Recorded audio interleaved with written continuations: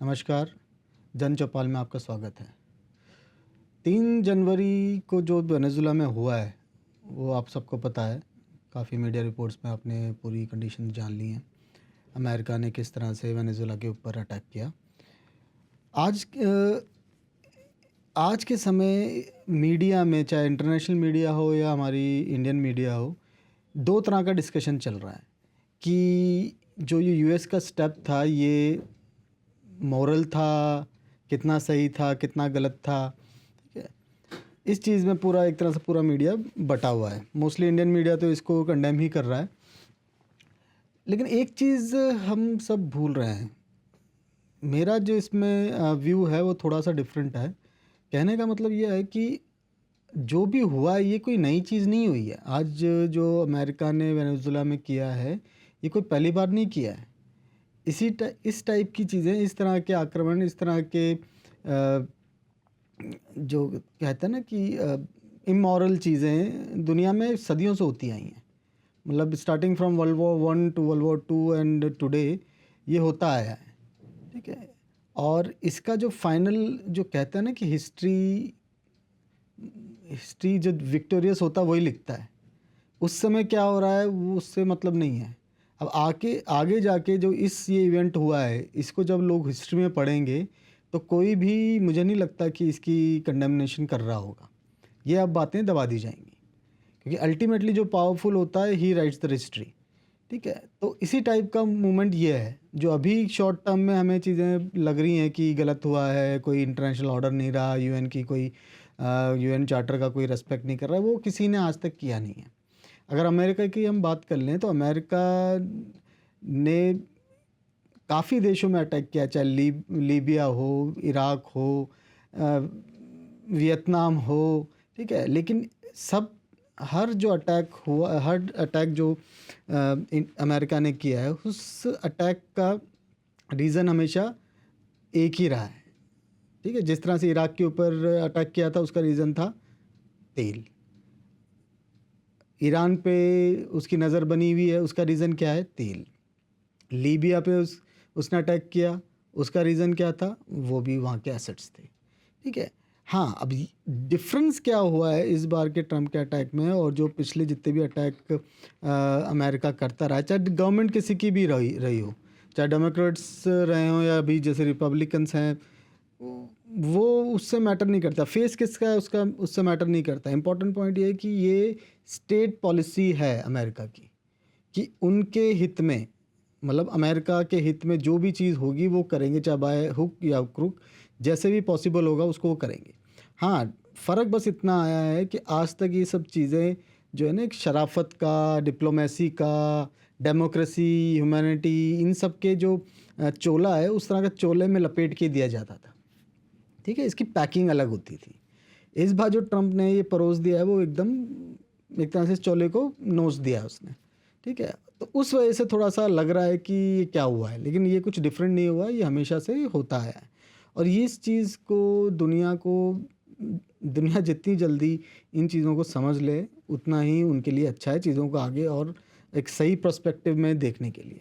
क्योंकि अभी आप चाहे अमेरिका को कितनी गालियां दे लो, आप कितना उसे कंडेम कर लो ट्रम्प को, लेकिन ट्रम्प ने जो किया है वो हमेशा से होता है और हर जगह हुआ है। ठीक है, रशिया ने जिस तरह से यूक्रेन पे हमला किया है। ठीक है, तो इस टाइप की चीज़ें चलती आएंगी, लेकिन समझने वाली बात यह है कि आपको अपने आप को पावरफुल दिखाना बहुत ज़रूरी है। अब ये जो एक्ट किया है ट्रम्प ने, ये एक्ट करके ट्रम्प ने दोबारा रीस्टैब्लिश कर दिया है कि इस गली का गुंडा कौन है, इस पूरे वर्ल्ड का सबसे बड़ा गुंडा कौन है। ठीक है, और इसमें कोई बुराई नहीं है, मुझे इसमें कोई बुराई नज़र आती नहीं है, क्योंकि ये चीज़ होती आई है, हमेशा से हुई है, और दोबारा अगर किसी ने कर दी है तो उसमें कोई बड़ी चीज़ है नहीं। अब इसमें अब आप सोचेंगे कि मतलब ये तो बहुत गलत है। बिल्कुल गलत है। This is how life is. Venezuela को जब तक आप किसी कंट्री में अपने हितों की रक्षा खुद नहीं करोगे और आप सोचोगे कि यूएन या फिर कोई दूसरी पावरफुल कंट्रीज़ आपको बचाने आए, ये नहीं हो सकता। सर देखो, सिंपल सी बात यह है कि या तो आप किसी के साथ हो या किसी के खिलाफ हो। ठीक है? अगर आप साथ नहीं हो तो ऑब्वियसली आप किसी के खिलाफ हो, और अगर खिलाफ रहना चाहते हो तो आपको पावरफुल बनना पड़ेगा। वेनेजुला का अगर केस लेके चलें, तो जिस तरह की रिसोर्सेज, मैंने पिछले वीडियो में भी अपने डिस्कस किया था कि हम लोग इंडियंस मोस्टली इसी चीज़ को मतलब रोते रहते हैं कि यार हमारे पास कोई नेचुरल रिसोर्सेज नहीं है, हमारे पास ऑयल नहीं है, हमारे पास मिनरल्स नहीं है। ठीक है, उससे कोई फ़र्क नहीं पड़ता है, उससे कोई फ़र्क नहीं पड़ता है। अमेरिका के पास रिसोर्सेज हैं लेकिन आज तक उसने अपने रिसोर्सेज यूज़ ही नहीं करे, वो तो उसने अपने बफर में रख रखे हैं। ठीक है, और कितने हैं वो अमेरिका ही जानता है। वो कहता है कि उसके पास बहुत ऑयल है, होगा भी, ठीक है, लेकिन कितना है यू नोबडी नोज़। ठीक है, तो वो सारे रिसोर्सेज यूज़ कर रहा है दूसरे कंट्रीज़ के, ठीक है, अपने आप को सर्वाइव करने के लिए। वेनेजुला के पास इतना बड़े ऑयल के भंडार थे, गोल्ड है और भी मिनरल्स हैं, लेकिन उसने क्या किया? उसका कुछ नहीं कर पाया। ठीक है, क्योंकि केवल रिसोर्स होना आपका ताकतवर होना की गारंटी नहीं होती। आप उन रिसोर्सेज को कैसे यूज़ कर रहे हो ये भी एक गारंटी नहीं है। सबसे बड़ी चीज़ है आपका नेशनलिज्म, कि आपकी कंट्री में आपके लोग कितने नेशनलिस्ट हैं, और कैसे एक लीडरशिप, एक अच्छी लीडरशिप अगर आपके पास है और जो पूरे देश को बांध के लेके जा सकती है और सबको एक रास्ता दिखा सकती है कि इस तरह से हम चीज़ों को आगे लेके चलेंगे, ठीक है, तब जाके आपका देश स्ट्रांग होता है। आज क्या किया है यूएस ने? देखो, चाहे यूएस हो या कोई भी हो, किसी भी कंट्री पे अटैक करना आसान नहीं होता है। अब जैसे हम अटैक कह रहे हैं, चलो पहले इसकी की बात कर लेते हैं। जिस चीज़ को हम अटैक कर रहे हैं, यूएस का ये अटैक था ही नहीं, सही बताऊँ तो। ये एक तरह का आई वॉश था, जो मिलिट्री एक्शन दिखाया गया है। कोई मिलिट्री एक्शन किसी टाइप का वहाँ पे हुआ नहीं है। ठीक है, मिलिट्री एक्शन ऐसी जगह पे कर दिया दुनिया को दिखाने के लिए कि हाँ कुछ एक्शन हो रहा है, और किसी एक अनडिस्क्लोज जगह पे से मुद्रों को उठा लिया गया। ठीक, तो कहने का पॉइंट है कैसे उठा लिया? उस एक्शन की वजह से नहीं उठाया गया, करप्शन की वजह से उठाया गया। मदुरो के खुद के जो पर्सनल गार्ड्स थे वो गार्ड्स बिक गए थे। ठीक है, अपोजिशन तो ऑलरेडी उनका बिका हुआ ही है, और एक तरह से जनता के अंदर भी एक अनरेस्ट था। मतलब Maduro was not a popular leader, अगर कुछ बातों को हम माने। ठीक है, तो हुआ क्या था कि पूरा देश अपने आप में ही टूटा हुआ था। ये तो केवल एक last nail in the coffin था जो ट्रंप ने लगाया है, नहीं तो ये टूटा हुआ ही था ऑलरेडी देश। अलग अलग ग्रुपों में, अलग अलग बिजनेस हाउसेज में पूरा वेनेजुला बिका हुआ है, और वो अपने रिसोर्सेज को प्रॉपरली यूज़ कर नहीं पा रहे। ठीक है, जिनके पास भी ऑयल फील्ड्स हैं वो अपना ऑयल का एक तरह से ब्लैक मार्केटिंग करते हैं, दूसरे देशों को ब्लैक मार्केट के थ्रू अपना पूरा रिसोर्सेज को बेच रहे हैं। तो इन चीज़ों की वजह से कभी देश एक हो ही नहीं पाया। जो देश एक होते हैं, रशिया की आज बात अगर हम करें तो रशिया पावरफुल है, मिलिटरीली पावरफुल है, लेकिन ऑब्वियसली अमेरिका जितना पावरफुल नहीं है। अमेरिका की जो माइट है, जो मिलिट्री माइट है, वो रशिया से कहीं ज़्यादा है, लेकिन फिर भी रशिया उसको चैलेंज नहीं कर पाता है। क्यों नहीं कर पाता है? अमेरिका जो है रशिया को चैलेंज नहीं कर पाता है। क्यों नहीं कर पाता है? क्योंकि जो पूरी रशियन पॉपुलेशन है वो एक साथ खड़ी है पुतिन के पीछे। ठीक है, यूरोप में क्या है? यूरोप में कुछ नहीं है। अभी मैं कल परसों ही एक रिपोर्ट देख रहा था, ब्रिटेन के पास केवल 40 टैंक हैं, ये बताया जा रहा है। मुझे बताओ 40 टैंक क्या होता है? 40 टैंक तो मतलब पूरे इंडिया में जो हमने नुमाइश के लिए रख रखे हैं अलग अलग चौराहों पे, अगर उनको ही गिनोगे तो वही 40 से ज़्यादा होंगे।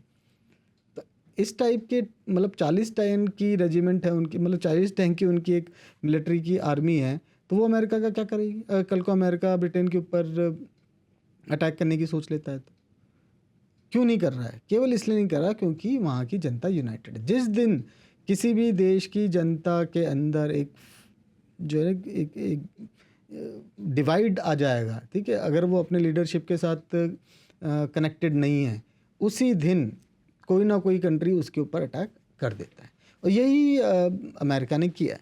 ठीक है, अब मीडिया में काफ़ी एक खबरें चल रही हैं कि वेनेजुला के लोग काफ़ी इस एक्शन के बाद काफ़ी खुश हैं, काफ़ी सेलिब्रेट कर रहे हैं इस चीज़ को लेके। लेकिन वेनेजुला के लोगों को ये नहीं भूलना चाहिए कि ये बहुत ही शॉर्ट लिव्ड सेलिब्रेशंस होंगी, क्योंकि कल को अगर अमेरिका, सबसे पहले जैसे मैंने पिछले वीडियो में डिस्कस किया था कि अमेरिकन कंपनीज़ का या फिर अमेरिका का वेनेजुला के रिसोर्सेज के पे कंट्रोल करना अपने आप में एक बहुत बड़ा चैलेंज होगा, क्योंकि इंटरनल माफिया है, इंटरनल कार्टल्स हैं जो जिन्होंने पूरे जितने भी सरकारी एसेट्स हैं, जितने भी उनके ऑयल एसेट्स हैं, उनके ऊपर कब्जा भी कर रखा, उन्होंने कंट्रोल कर रखा उसके ऊपर।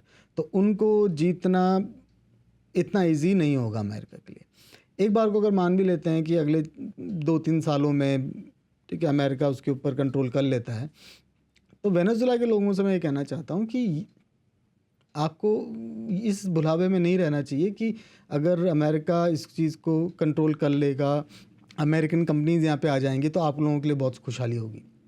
सर बिल्कुल खुशहाली नहीं होगी, क्योंकि ये जो कंपनीज़ हैं या कोई भी देश है जब दूसरे देश में जाता है कि वहाँ का शोषण, वो उनके रिसोर्सेज का शोषण ज़रूर करेगा। सारा ऑयल आपका यहाँ से अमेरिकन कंपनीज़ के पास जाएगा, अमेरिकन रिफाइनरीज उसको रिफ़ाइन करेंगी और वही आपका ही ऑयल आपको डबल दामों में बेचा जाएगा। इससे जो मैक्सिमम फ़ायदा वो अमेरिका ही उठाएगा। वेनेजुएला को इससे कोई भी बेनिफिट नहीं होने वाला है। इवन मैं बोल रहा हूँ कि आप आज लिख लो, इसका नुकसान वेनेजुएला को बहुत ज़्यादा होने वाला है।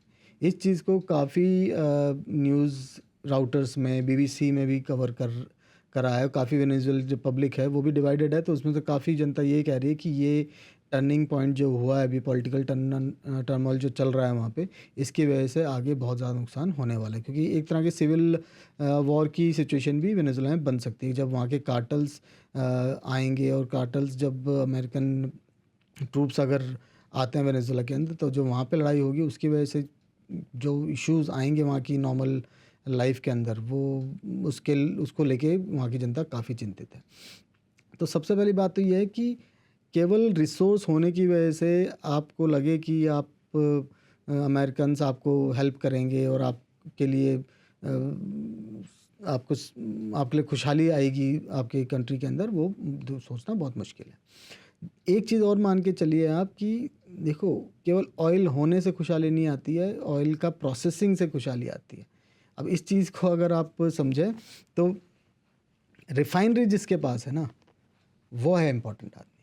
खेत में जो खेत में हमारे जो किसान हैं जो आम की खेती कर रहे हैं, वो इतना अमीर नहीं होता, जबकि जो कंपनी उस आम का एक आम जो मैंगो जूस बना के बेच रही है, वो जितना उस आम से पैसा कमाएगा, उतना पैसा जो मेरा खेत में मेहनत करके जो एक किसान साल भर मेहनत करके जो उसकी फसल आती है आम की या किसी भी और चीज़ की, ठीक है, उससे जितना उसको पैसा मिलता है उसका कहीं ज़्यादा गुना पैसा उस प्रोडक्ट को प्रोसेस करने वाला कमाता है। ठीक है, यही सेम कॉन्सेप्ट लगता है ऑयल के अंदर भी। ऑयल अगर आपके पास है, कोई बड़ी चीज़ नहीं है, अगर आप उसको प्रोसेस नहीं कर सकते, आपको उसको एज ए फिनिश गुड बना के जब आप बेचोगे तभी उससे आपको पैसा कमा पाओगे। और वेनेजुएला के पास, और इतने सालों से जो वेनेजुएला क्यों नहीं पैसा कमा पाया, उसका मेन रीज़न यही था। पॉलिटिकल टर्मोइल तो एक अलग चीज़ थी, और दूसरा मेजर रीज़न था कि वेनेजुएला का जो ऑयल है वो काफ़ी हैवी ऑयल है, उसको प्रोसेस करना, उसको रिफ़ाइन करना बहुत मतलब एक डिफरेंट ही उसका प्रोसेस है। तो उस प्रोसेस के लिए जो इन्वेस्टमेंट चाहिए, वो इन्वेस्टमेंट कभी अमेरिकन या वेनेजुएलन गवर्नमेंट ने कभी किया ही नहीं, ना ही उनकी जनता कभी उसमें, वहाँ की इंडस्ट्री कभी उस चीज़ को कर पाई। तो वो टोटली डिपेंडेंट थे केवल अपने क्रूड ऑयल की सेल के ऊपर, और उसकी वजह से वो पैसा कभी कमा सकते नहीं। तो सिंपल सी बात ये है कि अब जो अगर आपको लग रहा है कि जितना पैसा आप आज के समय कमा रहे थे उससे ज़्यादा पैसा अगर आप कमा लोगे या उससे ज़्यादा प्रॉस्परस वेनेजुएला हो जाएगा, बहुत बड़े भुलावे में आप लोग। ठीक है, ये चीज़ कभी नहीं होने वाली। इवन उससे ज़्यादा वर्स्ट चीज़ें होती जाएंगी। हो सकता है कि आपके जो राइट्स हैं वो कम कर दिए जाएँ। ठीक है, हो सकता है वहाँ पे अमेरिकन्स कंपनी जब आएंगी तो उनके और आपके बीच में थोड़े टर्मिनल्स शुरू हो जाएँ, कुछ फ्रिक्शन शुरू हो जाएँ और एक सिविल अनरेस्ट स्टार्ट हो जाए। तो इस चीज़ को ध्यान रखना बहुत ज़रूरी है इस चीज़ के लिए। तो जो हुआ है वेनेजुएला में बहुत दुखद है, अच्छा नहीं हुआ जो वेनेजुएला में हुआ है। उसके और भी तरीके हो सकते थे, लेकिन ठीक है, अब जो this is the way life is. ठीक है, तो अमेरिकन तो अपना काम कर ही रहे हैं, वो सही है गलत है वो आप छोड़ दो। ठीक है, वो जो उन्होंने किया वो उन्होंने अमेरिकन पॉइंट ऑफ व्यू से बहुत अच्छा है और उसको अच्छी तरह से वो रैप अप भी कर रहे हैं। और अब इस वजह से, जैसे पिछले वीडियो में भी मैंने आपको बताया था कि इस एक्शन की वजह से अब क्या हो रहा है, पूरा साउथ अमेरिका जो है यूनाइट हो रहा है। अब वो उस यूनिटी की वजह से वो क्या कर सकते हैं, अमेरिका के खिलाफ क्या कर पाएंगे कहने में, वो आगे हमें देखना पड़ेगा। एक चीज़ लेकिन जो इससे लेसन लर्नड है वो क्या है सभी देशों के लिए, मतलब स्पेशली वो देश जो आज एक अच्छी स्थिति में हैं, उनको आगे के लिए क्या करना चाहिए। जैसे अगर मैं भारत की बात करूं तो भारत के एंगल से ये चीज़ कैसे देखी जाए। अमेरिका ने जो आज वेनेजुएला में किया है, ठीक है, ये एक तरह सा डिक्लेरेशन है कि who is the power of the region. तो अमेरिकन कॉन्टिनेंट में, नॉर्थ अमेरिकन कॉन्टिनेंट और अपना साउथ अमेरिकन कॉन्टिनेंट, तो अमेरिका ने पूरा प्रूव कर दिया है कि उससे बड़ा गुंडा वहाँ उस एरिया में है नहीं। यूरोप में रशिया ने प्रूव कर दिया है कि उस यूरोपियन कॉन्टिनेंट में रशिया से बड़ा गुंडा कोई नहीं है। सबसे ज़्यादा कंफ्यूज स्टेट में इस समय एशियन कॉन्टिनेंट है, क्योंकि यहाँ पे भारत है और चाइना है, ठीक है। साउथ एशियन रीजन के अंदर तो भारत एक पावर है ही, ठीक है, ये नो, इसमें कोई डाउट नहीं है, ठीक है। लेकिन हमें इस पावर को दिखाना पड़ेगा। चाइना दिखा रहा है, ठीक है। अगर एशिया को हम देखें, जो रेस्ट ऑफ द एशिया है, उस एशिया में चाइना अपनी पावर दिखाता है। फिलीपींस को, ताइवान को, साउथ चाइना सी के अंदर वो दिखा रहा है कि यहाँ का गुंडा कौन है। लेकिन गलती हो रही है मेरे ख्याल से भारत के साथ, पिछले 70 साल से हो रही थी गलती, जो कि being a power of the region हम अपनी पावर का डेमोन्स्ट्रेशन प्रॉपरली नहीं कर पा रहे थे। लेकिन अभी हमारी करंट गवर्नमेंट ने इस चीज़ में कोर्स करेक्शन किया है और ऑपरेशन सिंदूर के ज़रिए बताया है कि पावरफुल इस एरिया में कौन है। लेकिन फिर भी बहुत सी चीज़ें होती हैं फिर भी बहुत सी चीज़ें हैं जिसका हमें टाइम टू टाइम एक छोटा छोटा डोज हमें देता रहना पड़ेगा। और मतलब आप सरप्राइज़ नहीं होंगे, हो सकता है कि अब इंडियन गवर्नमेंट इसके बारे में और भी सोच रही हो। वंस जो ट्रंप ने अभी ये किया है, उससे एक तरह का नया प्रेसिडेंट उसने पूरी दुनिया के सामने रख दिया है कि आप यूएन वगैरह या फिर लोगों की बातों के बारे में ज़्यादा सोचने की ज़रूरत है नहीं, ठीक है। आपको जो अपने देश के हित में आपको करना है वो आपको करना चाहिए। देखो, प्राइम रिस्पॉन्सिबिलिटी किसी भी गवर्नमेंट की, किसी भी देश की गवर्नमेंट जो होती है, उसकी प्राइम रिस्पॉन्सिबिलिटी उसकी खुद की जनता होती है, उसके खुद का नेशन होता है, उसका खुद का देश होता है। अगर आप जो भी काम कर रहे हो वो अगर आपके देश के हित में है तो आपको उसे ज़रूर करना चाहिए। उसमें ये मॉरलिटी और यूएन चार्टर और ये सब ज़्यादा सोचने की आपको ज़रूरत नहीं है, क्योंकि जैसे मैंने स्टार्टिंग में कहा कि जो powerful people rights the history, ठीक है। अब आज के समय देखो, ऑपरेशन सिंदूर में हमने बहुत अच्छा ऑपरेशन किया। जो 4 दिन का ऑपरेशन हुआ, मतलब मैं हैरान था देख के, क्योंकि आज से पहले, मतलब ऑपरेशन सिंदूर से पहले हम जिस तरह के आसमान में हमने जो आतिशबाजियाँ देखी हैं, उस तरह की आतिशबाजियाँ हम इसराइल में देखा करते थे और उसके आयरन डोम की बहुत प्रशंसा करते थे कि मतलब क्या बात है यार, किस लेवल की टेक्नोलॉजी है कि हवा के अंदर ही आप अपने मिसाइल्स को न्यूट्रलाइज कर, दुश्मन की मिसाइल्स को न्यूट्रलाइज कर दे रहे हो, ठीक है। इस टाइप की कैपेबिलिटी हमारे पास है, ये हमें नहीं पता था। ये एक तरह से बहुत ही स्वीट सरप्राइज था पूरे इंडियंस के लिए जब ऑपरेशन सिंदूर में हमने देखा कि along the border of around 1000 kilometres, Kashmir से लेके गुजरात तक पूरे बॉर्डर पे, मतलब इसराइल के अगर इस कंपैरिजन में अगर हम देखें तो इसराइल तो बहुत छोटा कंट्री है यार, दिल्ली जितना कंट्री है वो, उसको डिफेंड करना कौन सी बड़ी चीज़ होगी। लेकिन इंडिया ने उससे बहुत बड़ा काम करके दिखाया है ऑपरेशन सिंदूर के अंदर। 1000 किलोमीटर से भी लंबे बॉर्डर के ऊपर आपने सारे अटैक्स को न्यूट्रलाइज किया है, और मैं तो बोल रहा हूँ इसराइल से कहीं गुना बेहतर तरीके से आपने न्यूट्रलाइज किया। तो इस ऑपरेशन से पूरी दुनिया हैरान थी कि इंडिया की मसल पावर कितनी ज़्यादा बढ़ चुकी है। और इस चीज़, लेकिन अब इसमें क्या लेकिन हुआ क्या, ऑपरेशन सिंदूर हुआ, बहुत बढ़िया हुआ, लेकिन उसके बाद हम कहाँ हारे, हम नैरेटिव की वॉर में हार गए। हम जो है ना चीज़ों को, वो डेमोन्स्ट्रेशन तो हमने किया लेकिन उसको हम प्रॉपरली मार्केट नहीं कर पाए मार्केट के, और उसी वजह से पाकिस्तान और बांग्लादेश जो हम देख रहे हैं ना, ये बीच बीच में बकवास करते रहते हैं, ठीक है, ये वो बकवास कर पा रहे हैं। तो सर इस चीज़ से हमें थोड़ी सीख लेनी पड़ेगी, और मुझे लग रहा है कि वेनेजुएला के इवेंट के बाद मेरे ख्याल से हमारी भारत की गवर्नमेंट ने इससे सीख ले ली है कि कोई फ़र्क नहीं पड़ता।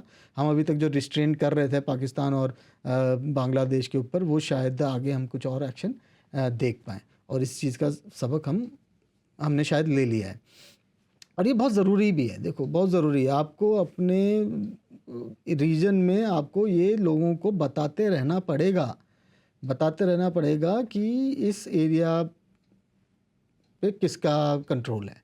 ठीक है, चाइना टाइम टाइम पे ताइवान को, फिलीपींस को बताता रहता है, रशिया पूरे यूरोप को बता रहा है, अमेरिका ने पूरे देश को, पूरी दुनिया को बता दिया एक तरह से। ठीक है, इसराइल पूरे मिडिल ईस्ट में बता रहा है कि who is the powerful here. तो इस चीज़ पे आप, इस चीज़ पे इंडिया को भी अब ध्यान देना पड़ेगा। हमें मतलब हमें बताना पड़ेगा सर साउथ एशिया को कि यहाँ का गुंडा कौन है। हम हैं गुंडे भाई। अगर हमें यहाँ पे अगर ढंग से रहना है, ये छोटे मोटे देश जो बार बार हमें आंखें दिखाते रहते हैं, इनको अगर सबक सिखाना है तो आपको करने पड़ेंगे कुछ ऐसे एक्शंस। ठीक है, मालदीव क्या है, मालदीव मतलब हमारे किसी सिटी से भी छोटा सा वो देश है, लेकिन फिर भी वो आंखें दिखाता है, दिखाई थी ना। हालांकि हमने उसका एक डिप्लोमेटिक सॉल्यूशन कर दिया, और इसी टाइप का सॉल्यूशन जो है करंट गवर्नमेंट को पता है किसके साथ क्या करना है। आगे हमें और भी इस चीज़ों को थोड़ा सा और जो है ना, और इसको शार्पन अप करना पड़ेगा। और आई एम श्योर हमारी गवर्नमेंट इसको बहुत ही क्लोज तरीके से देख रही होगी, और आगे इससे ज़रूर कुछ ना कुछ नया करने की सोच रही होगी। तो आज के लिए इस वीडियो में इतना ही। आगे भी हम इस सिचुएशन पर नज़र रखेंगे, और इंटरनेशनल न्यूज़ को देखने के लिए आप हमारे चैनल को सब्सक्राइब कीजिए, और इसके एनालिसिस के लिए हमें सपोर्ट कीजिए। अगर आपको ये वीडियो अच्छा लगा हो तो प्लीज़ वीडियो को लाइक कीजिए और चैनल को सब्सक्राइब कीजिए। जय हिंद, जय भारत।